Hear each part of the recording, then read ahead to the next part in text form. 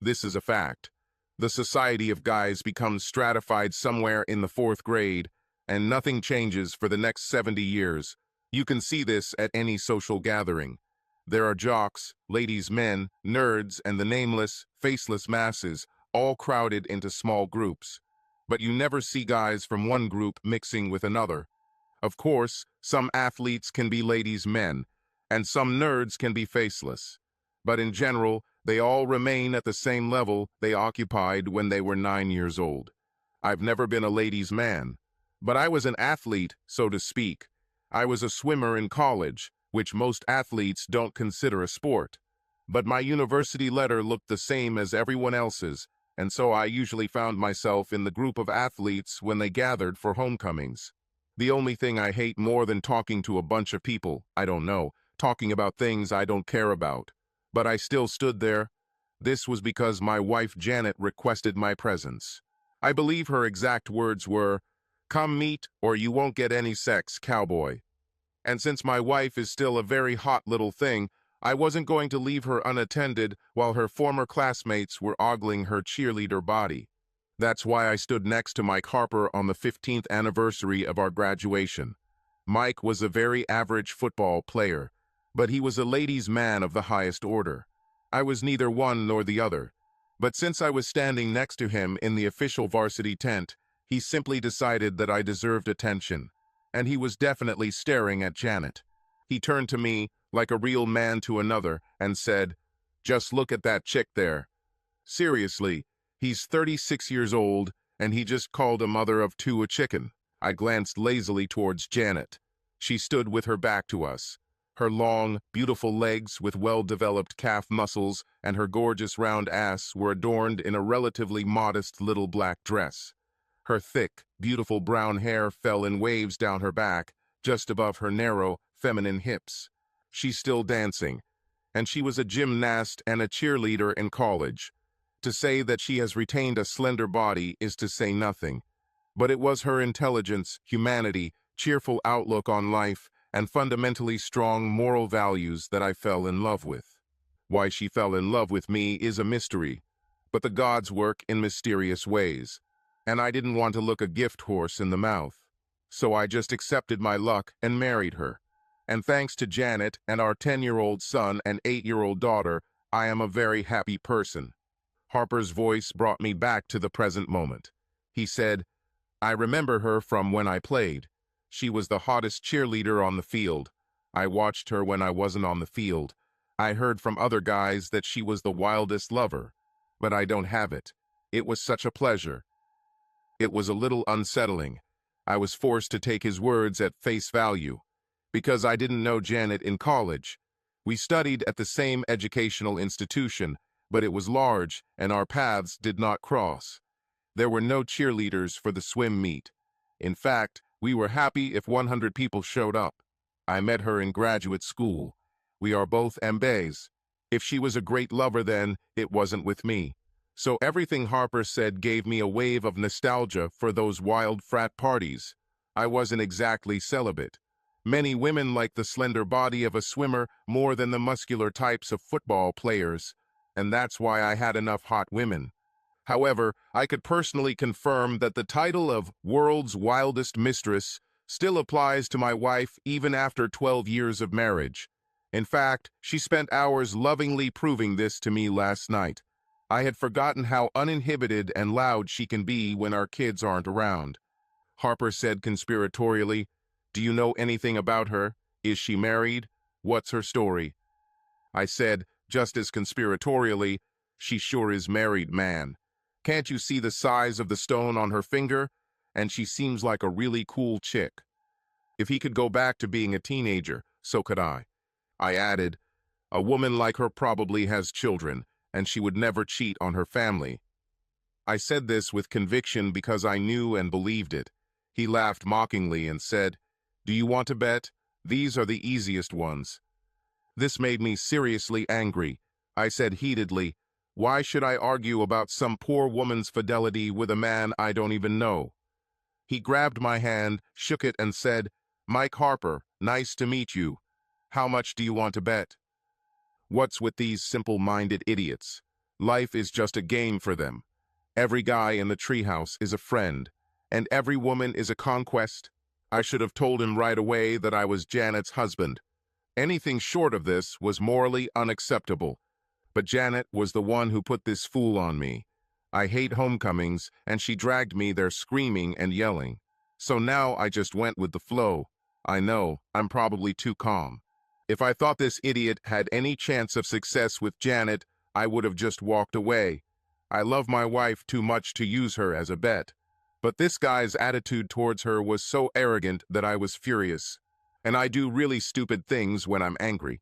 I said with contempt in my voice, "You could pester this woman for a month, and you still wouldn't know if she was the wildest lover in the world. I can recognize the faithful, and I'm willing to bet she retains all her passion for your happy husband." Shithead could tell I was angry, so he decided to turn me on even more. He said, "Afraid to put your money on your confidence, and why don't you give a damn about another man's wife?" I said, "Because if I argue with you, I'm encouraging you to do something that I think is disgusting." He laughed loudly and said, "I take what I want, weakling. That's the way of all of us alpha males. If you're not man enough to make a man's deal, I'll just keep you posted. But one way or another, I'm going to reach that sweet little bitch between now and next month." This was the moment when I was sure that he would try, no matter what I said, and I wanted to be aware of the situation. So I grinned and said, "What's your email address, buddy? I'll email you, and you can brag about it. That is, if you're man enough. But if you want me to believe you, I want a detailed report." He said disdainfully, "I will be pleased to inform you." I said, "Remember, in a month you will lose." He said with contempt in his voice, "This won't take me 5 days." Then he gave me a business card and left, grinning. Real estate. How appropriate. That evening I wrote to him from my Gmail account. I just created one under the name Hot Car Guy 69. I thought it would be close to something Dickhead would expect from another member of his boys' club, and it was as far from my real personality as it could be. Meanwhile, Janet was very disappointed with the reunion. I was glad about this.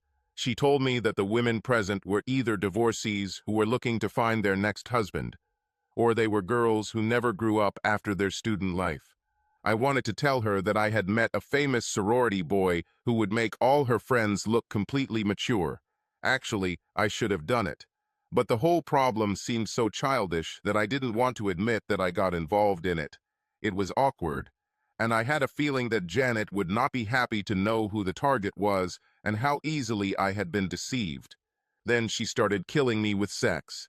I think the realization that we had grown up after college had finally dawned on her, and it made her insatiable. It was as if she was trying to get in touch with her new reality as a mother and a highly trained professional, blowing my brains out. A couple of days passed, and I forgot about the conversation with Dickhead. That's when my smartwatch told me I had an email. Since the only thing my watch was synced with was a specific Gmail account, I knew I had to sneak a look at it. But that will be after Janet goes to bed. Studboy 1980 was just checking. Found out where she worked.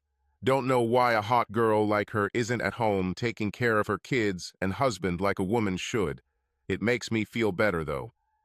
Janet worked as a senior MBA economist at a local brokerage firm. This guy was selling houses. I answered briefly. 3.5 weeks remained unlucky. On Friday afternoon of the first week, Study 1980 sent.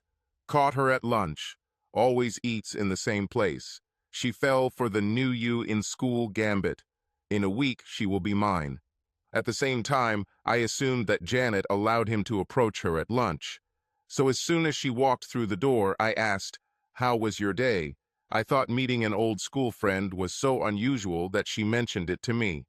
That is, if she acted above suspicion. Immediately she said, "The strangest thing has happened. I was having lunch with Lydia and Chantel and ran into Mike Harper. You probably don't know him, but he played football and was friends with some of the guys I worked with." I didn't mention what these guys said about her wild sexual history. She continued happily, "We reminisced for a while. He seems like a very interesting guy." This struck me with a bolt of jealousy. But I said, I know the guy you're talking about, and he was an thoroughbred hound back then. You'd better stay away from him. I don't think a leopard will ever change his spots. She laughed cheerfully and said, well, he must have changed a lot over the next 15 years, because now he's a really nice guy, happily married with 4 children, and he loves his wife. He wanted to know everything about my family and children, and you, of course. I thought to myself, yes, right, this bastard is just laying the groundwork for your seduction. There was nothing in the ground rules that prevented me from turning this into a teaching moment. So I said, look at me, Janet. She turned a very guileless look at me. I said, this is the standard approach that every predator takes. If he can make you believe that he is only interested in your children and your husband, then he will create the idea that he respects your marriage and you. I added, this will allow him to creep closer without increasing your defense. Janet laughed cheerfully and said, I don't need any stinking protection. I love you and I love my children, and I would never betray any of you. Besides, why would anyone want a 35-year-old mother of 2? I wish she would take what I say more seriously. But on the other hand, Janet is a very capricious woman. She is, of course, gorgeous. She wasn't the same college gymnast she used to be, but she still has a lithe, muscular body, and having 2 children has increased her breast size by 2 sizes. So it looked like sex on a stick. We met at business school. She studied economics, and I studied information systems. Since then, she has quickly risen through the ranks of the brokerage company where she works, and I'm the CIO at Landmark Systems. Together, we lead a very productive and comfortable life. I might add that life is focused on our 2 children. That's why Harper's little game was especially despicable. His quest to prove who is in charge has put the happiness of 4 innocent people at risk. And if his wife is not the type to be patient, maybe 5 more on top. I was again tempted to tell Janet about the challenge Harper thought he was giving, but I was almost sure that she would kill me and feed me to her cubs before I could utter any excuse for my deception. And of course, it was so humiliating to admit it. That's why I didn't say anything. That night, Janet and I had a long and loving episode. It was as if she was trying to convince me that her conversation with Harper had no effect on us. And of course, this did not happen. It's because that stupid bastard told me everything he did, so I would never let it get that far. We took the kids to the zoo that weekend and visited our grandparents on Sunday. Janet's mother and father live in the area, and we dine at their house every chance we get. Her parents adore their 2 children, and of course, Harper's plans would also ruin this relationship.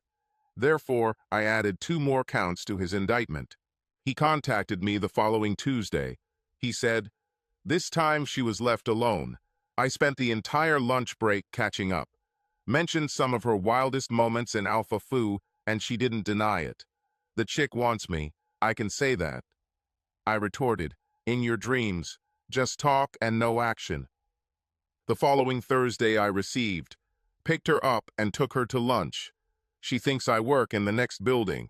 Now I'm talking to her about sex. I'm starting to relax her. I retorted, 2 weeks left, like a loser. She didn't tell me anything about it. This was getting serious. I really didn't see any reason why she should go out of her way to tell me about it, because she is allowed to communicate with other people. But I didn't like the fact that Harper actually advanced to one-on-one status with her, and I wanted to get to the bottom of the conversation about sex. We sat in the living room while the kids did their homework upstairs. I said casually, so what happened to that college guy? I think his name was Mike Harper. She said without any deception in her voice, oh, he bumped into me again while I was eating alone. He works in the next building. It reminded me of some embarrassing things I did at a few parties in college. I was very immature back then. I wanted to make sure he never told you about it, so I made him find out what he knew. Okay, that sounded plausible and completely honest. I said with some doubt in my voice, have you seen him since then? She actually blushed and said, Yeah, he just showed up at work today and said he was buying me lunch because he had a serious problem he wanted to talk about. When we got there, he said he had a serious problem. Problems in marriage. It seems his wife is not interested in sex, and he asked for female advice. I looked suspicious, so she quickly added, I would be wary too, but he is so deeply committed to his wife and marriage. I tried to give him some advice on what works for me. This caused me a wave of anxiety. She just handed him a roadmap of what turns her on. I said incredulously, You were discussing our sex life with a stranger. She laughed and said, Oh God, no. I was just giving a general overview of what women like. He was very appreciative. He said he'd try it this weekend. This made me angry. I brought her into this situation, and now there was no way I could admit it. That is, without sounding as immature as the young fool I was conspiring with. But I didn't like that I now had to rely on Janet's inner gyroscope to keep us both from getting divorced. So I broke out. I said, You're getting too close to this guy. You shouldn't be discussing these things with him. She said calmly, Are you discussing sex with Mary or Phyllis? These were two of my subordinates, who were also women. Mary was over 40 and divorced. Phyllis was a hot little nerd for about 30 years. Both led very active sex lives. I said, Of course. What happens to them outside of work affects their work. I try to give them good advice from a man's point of view. It's nothing personal. Janet looked at me as if I had just proved her point. I hate it when she's right. I blurted out, This is a different situation. You don't work with this guy, and you have no reason to discuss such things with him. I want you to stop having lunch with him. I realized how hypocritical that sounded. She looked angry and said, When did you regress into the cave again, giving me ultimatums? She was right. But I was desperate. She didn't see Harper as the predator he was. I mumbled, You're beautiful, and I don't want to share you with any other man. Her angry expression instantly melted. She said lovingly, You're jealous. It's so touching. I have no interest in another man, especially Mike Harper. That's why I'm taking this whole conversation so lightly. It's incredibly far from me discussing his marriage, so I can jump into bed with him. And she laughed merrily. It was another wonderful weekend. We went to both of the kids' soccer games and then talked to other parents. And on Sunday, there was a neighbor's barbecue. Janet was especially passionate all weekend. I hoped it wasn't out of guilt. The call came at 2 as in on Wednesday. She said there was an emergency at work and she would be late. I told her I would buy pizza for the kids. She told me she would be home no later than 9:30, and we did the sweet kissing that all married couples do when they say goodbye. Then it dawned on me. She's dating this bastard. I called back, but her phone went straight to voicemail. And at work, they said that she was in a meeting until 5:30. I called back at 5:30, and no one answered at the brokerage firm. I sent her a message, but she didn't reply. So I fed the children and kicked a ball with them in the yard. Then I sat and waited. It would be an understatement to say that I was concerned. My happiness depended on what happened next. She returned around 10:00 p.m. Every second after 9:30 was a torment of doubt. I spent half an hour imagining her in the back seat of Harper's car, knees up and legs flailing while he had her. She looked very upset and nervous. To make matters worse, she wasn't wearing the same outfit she'd worn to work. The little black dress she was wearing showed off her gorgeous, toned thighs. Needless to say, the overall look was much sexier than her work clothes, and she was heavily made up. Her hair was disheveled, her lipstick was smeared, and there was a small hole in the neckline of her dress. But thank God, she didn't look satisfied. Instead, she looked scared. She stopped, ashamed, in the hallway. I invited her to sit on the sofa. She walked towards him hesitantly, trying to understand my mood. I sat down opposite her in one of the chairs in the living room. I said calmly, "How was your evening?" She burst into tears. She said, "Oh God, I'm so sorry, Terry." I was in a state of controlled anger. I said, "Why did you lie to me?" Of course, I knew the answer, but I wanted to hear it from her.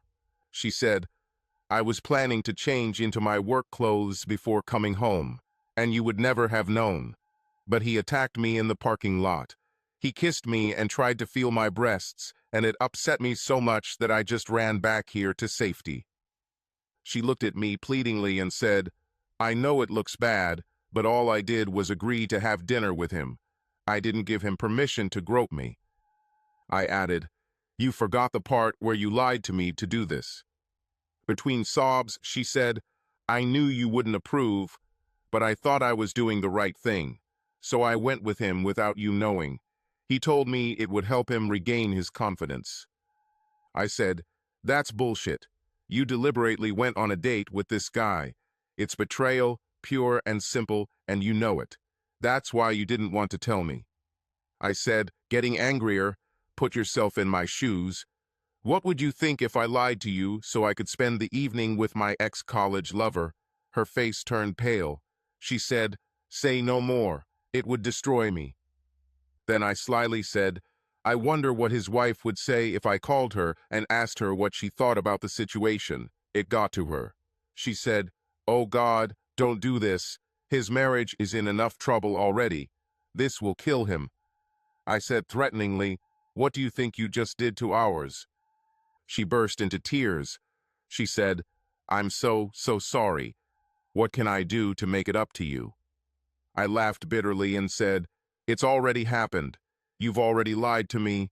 There's nothing to make up for. I added, I'm sleeping in the guest room, and leave me alone.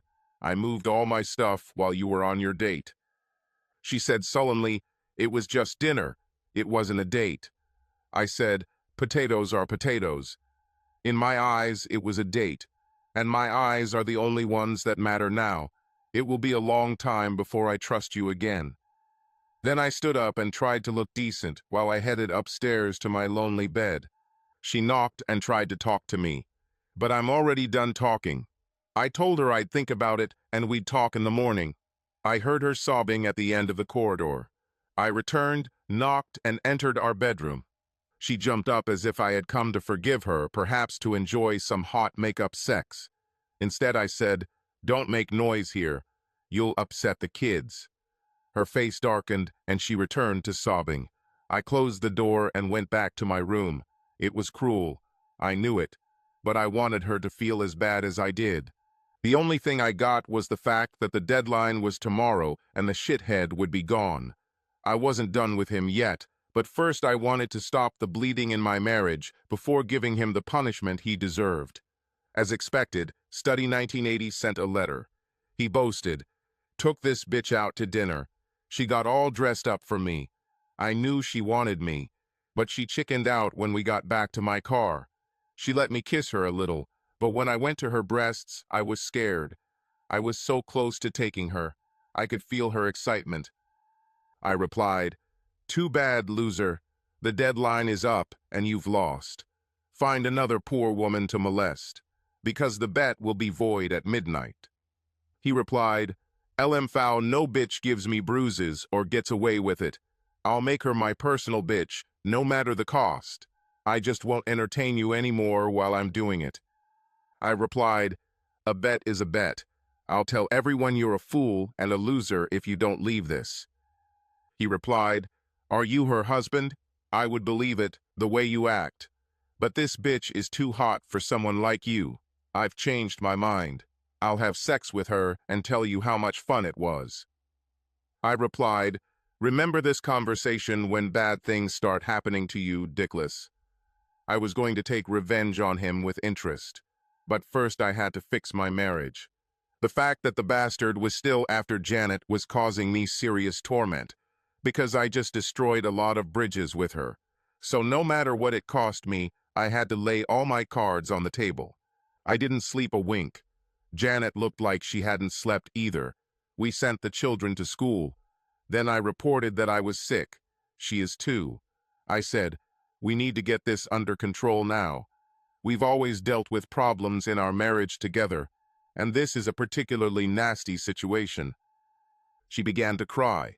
She said, I can't express how sorry I am. It's my fault. It's time for the truth. I needed a cleanse too. If the lies must stop. I looked into her beautiful oval face, framed by long brown hair, and said as evenly as possible, "No, not you." She said, "What does this mean?" I said, "I'm as guilty as you are. Plain and simple." She looked puzzled.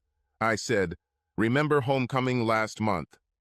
She said hesitantly, "Yes," I said. "I stood with Harper as he wondered if he could get you to repeat your old college days. He heard all the stories and felt like he had missed an opportunity." She blushed with embarrassment and said, "You know about this?" I said, "Yes, of course I do," and winked at her lustfully. She hit me on the shoulder and said, "And you didn't tell me that you knew. It was a couple of years before we met, and I was young and stupid then." I continued, "But that's not the worst part." She looked worried. I said, "He didn't know we were married. I told him he had no chance with a woman like you. I said you are a wife and mother and would never betray your children and husband." I added, "He took it as a challenge, so he wanted to bet he could get you into bed. I told him I wouldn't encourage his behavior by betting on your fidelity, so he told me he'd take you anyway, and he'll tell me everything while he's doing it." I added, "I couldn't change his mind, so I decided to keep an eye on him. I should have just told you. But I was ashamed of how far things had gone. He's been sending me regular emails since then, updating me on his progress. I can show them to you if you want, but he was completely playing with you." She took it all in, and she became redder and redder every second. I knew she would explode. The question was who. She responded to this question by saying, "You are a complete idiot. You knew what was going on this whole time and didn't tell me because you were shamed." Now it was my turn to look embarrassed. She said, "I want you to stay away from me until I calm down. I didn't tell you about last night. It was disrespectful, and I'm sorry. But it was just one night, and you watched me like I was a lab rat, 30 days straight. This level of disrespect makes me wonder who I married." She was right, but I was angry.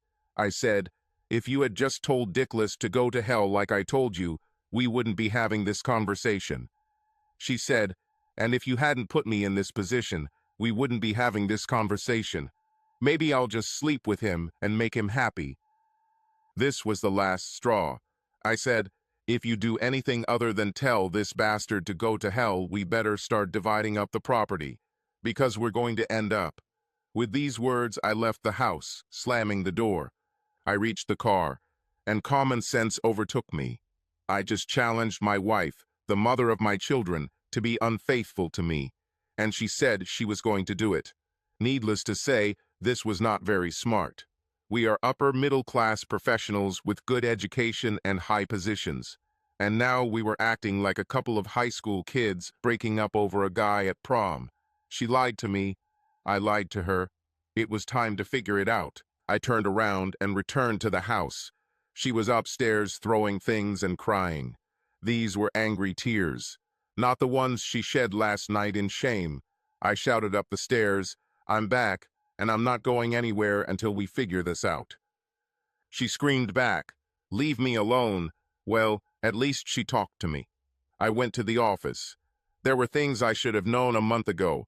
I didn't pay enough attention to the background details because I didn't take Harper seriously. Now I perceive it. I did a deep search on the internet, and then bought his whole life for $39.95. The first thing I noted was an important aspect of his marriage. This was something that Shithead clearly hadn't mentioned to Janet. It was the fact that he had been divorced for over 3 years. His wife Michelle and his 4 children lived in Asheville, North Carolina, which was a long way from his home in Brighton, Michigan. There were numerous records of delays in child support payments.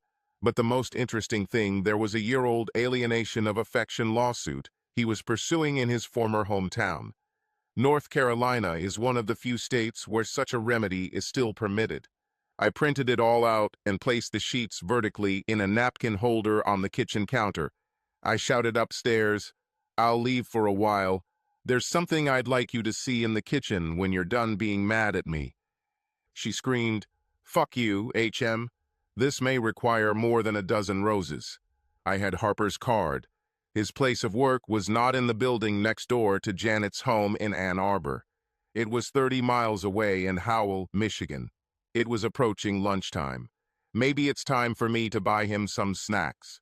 His office was located on the Grand River in the heart of an old Michigan village.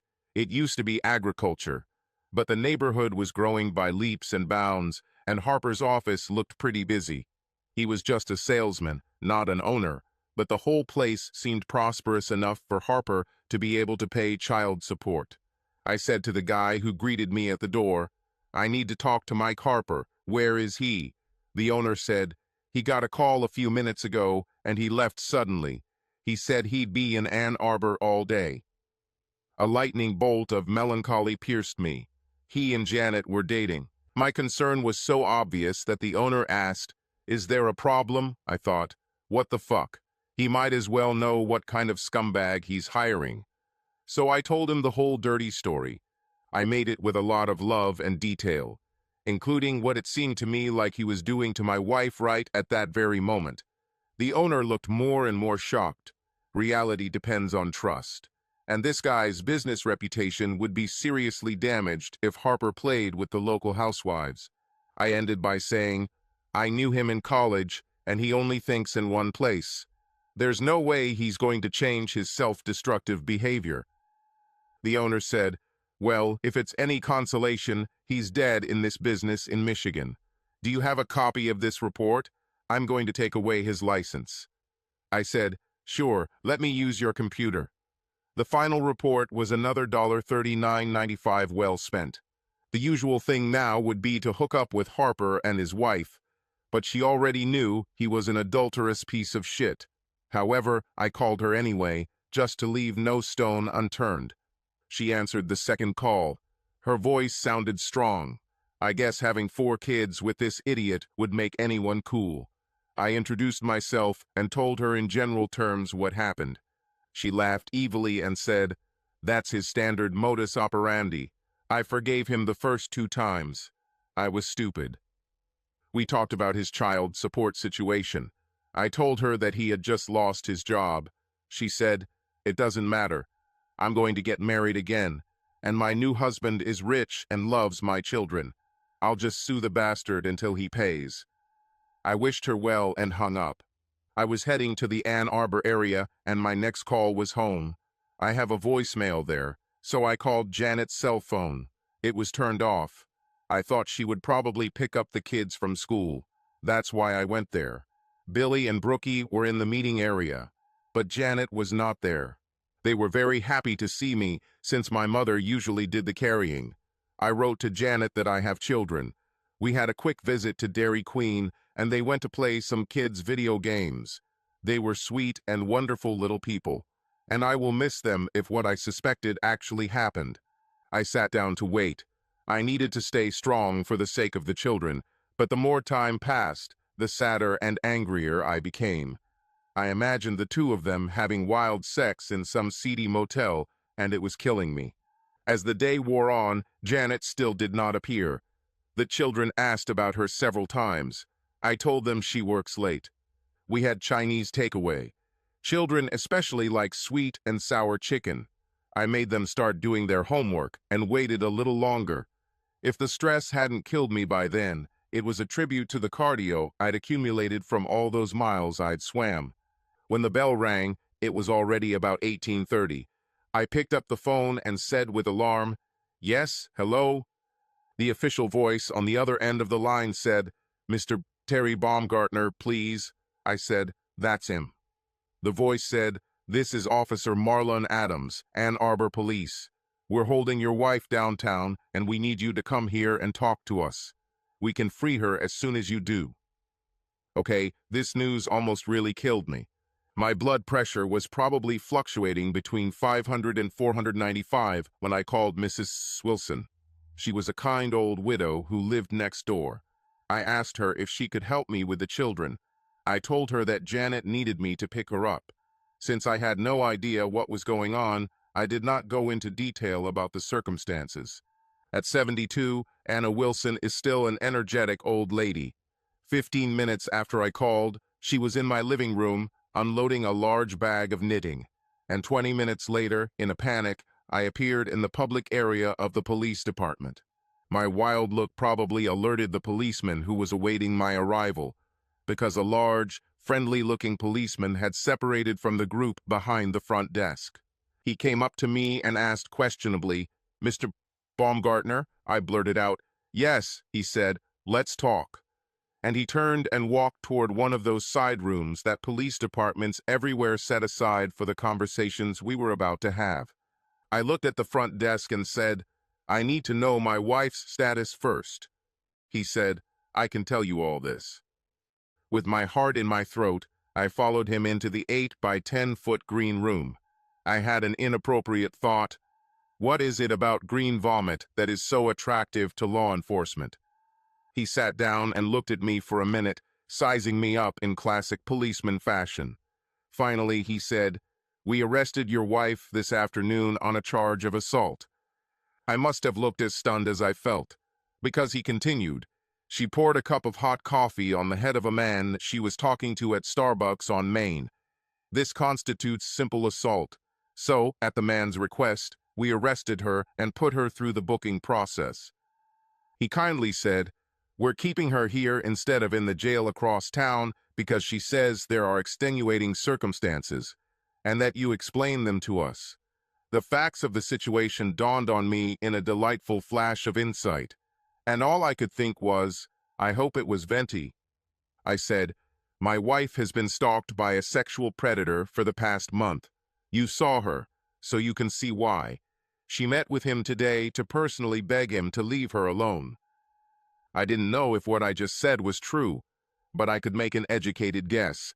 I added, "I wasn't there, but I'm guessing he must have either done or said something inappropriate, and that she reacted in the same defensive way." "I wasn't there, but I'm guessing he either did or said something inappropriate, and she reacted the way she did, defensively." The officer said, "She told me he tried to grab her arm. Given Harper's style, this could very well be true." I told Adams the whole terrible story. He's probably heard something like this 1,000 times throughout his career. He looked sympathetic, so I said, "I understand that she crossed the line, but is there a way to release her on her own recognizance?" I thought, what a coward. Dickless is charged with assault with a woman who is 45 kg lighter and half a head shorter.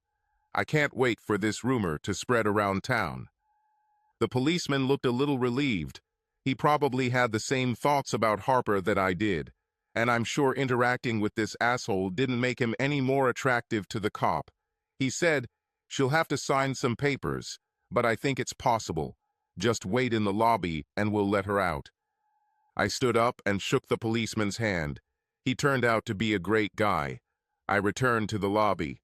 The desk sergeant handed me some forms to sign, and within minutes they were leading my beautiful little prisoner across the station to where I stood. She smiled like a happy Labrador who had brought a bird. She showed no remorse. On the contrary, she looked very pleased with herself. She came up to me with her lithe gait of a dancer and threw her arms around my neck, hugging me. I said in my best Jimmy Cagney voice, "I got you out of the big house, Magsy, so don't mess around anymore until we get out of here." She laughed cheerfully. In fact, all the cops laughed. Looks like my wife made an impression while she was serving her time. In addition, men always tend to be condescending with beautiful women. She continued to be pleased with herself as we drove home. I said, still imitating Jimmy Cagney's voice from The Public Enemy, "Okay, so what happened, Magsy?" Her evil laugh sent a signal. She said, "I forgave you as soon as I read what you left for me. This man is a sociopath. There is no way any of us can see through his twisted behavior. I was planning on just telling him to leave me alone. Peace. But I wanted a little personal satisfaction after he deceived me." She smiled vindictively and said, "So I called him at work and told him to meet me at the Starbucks on the corner of Main and Liberty downtown." She smiled mischievously and added, "Maybe I let him know he was going to win. He was whining about the place, but the Campus Inn is right on East Huron, and I think he thought my meeting him in public was just my kind of foreplay." I didn't like that last part, But everything was already in the past. She smiled evilly and said, "I had 2 venti lattes on the table when he came. He looked like he wanted me. It was disgusting." I could imagine it. Janet is sitting there on one of those bar stools with her beautiful face and gorgeous body. It turned me on too. She continued, "He tried to kiss me hello on the lips, I might add, but I turned away before he could do it." Her joyful expression turned to anger as she said, "Then he hugged me. I pushed him away. He sat down and started complaining about how I was making him feel as bad as his wife." She added with satisfaction in her voice, "That's when I said, 'What do you mean, his ex-wife, right?'" Janet giggled and said, "He looked stunned and then suspicious. He was clearly going to deny everything. He asked where I got such a strange idea, and I told him it was from this, and I handed him those papers you printed out. For me." She laughed and said, "He looked puzzled. Then he read a little and realized that his cover was blown. The mask fell. His face changed from innocent and sensitive to cruel and arrogant. He actually laughed in my face. He told me he was going to get me into bed and that I'll like it." This statement drove me crazy. I decided that Harper and I would have a little private date. It will be on my terms and on my territory, without witnesses. But I'm a patient person, and Harper will pay in full for his misdeeds. I'm an average guy, but I'm very good at using my weapon, the telescopic baton. And Harper will find out how good I am when his knees meet a mysterious stranger in the dark night who has an airtight alibi. Janet continued, "I told him quite definitely that he would be the last man I would ever imagine in bed with him. I told him that the thought had never even crossed my mind in all those moments when he was nursing me with his patented bullshit, and it's so far from my perception now that he'd better go home and fuck himself." She then said with satisfaction, I stood up to leave, and he grabbed my arm, holding me back. He said it wouldn't be over until he said it was over, so I took my full latte and poured it out on his head. Then I stood there and laughed while he thrashed and wheezed. He was still hot as Starbucks. She added, "I was leaving when the manager stopped me. He said he called the police and I had to wait for them to arrive. They eventually asked Harper what he wanted to do with me, and he insisted on pressing charges." Janet's face twisted into a sneer, and she said, "Like a little girl." Then she added, "And that's pretty much the whole story, Bugsy. The cops told me I could get a ticket for a misdemeanor. But after the officer heard my short version of the story, they all treated me like a heroine. So I don't think Harper will get much sympathy or satisfaction." I laughed and said, "They have discretion in these cases." And after I told him the same story, I think the investigator wants to charge Harper with the crime of being a complete asshole. You did the right thing. And everyone who, when they hear this story, they'll think you should have used something stronger than a latte like hydrochloric acid. We got home around 8 p.m., just in time to put the kids to bed. My little prisoner was, as always, gentle. I looked at her. She was a magnificent woman. She stood looking at her children with love. Her thick brown hair fell over her large, curvy breasts. She stood with her hip thrust out, her long, beautiful legs in full view. I wanted her not to talk about it anymore. We closed the nursery door, and I took her hand. She looked at me with a deep, sexy look, and we headed to our bedroom. It had been a difficult 24 hours, but it was all over now. And that night she was very, very bad. Subscribe.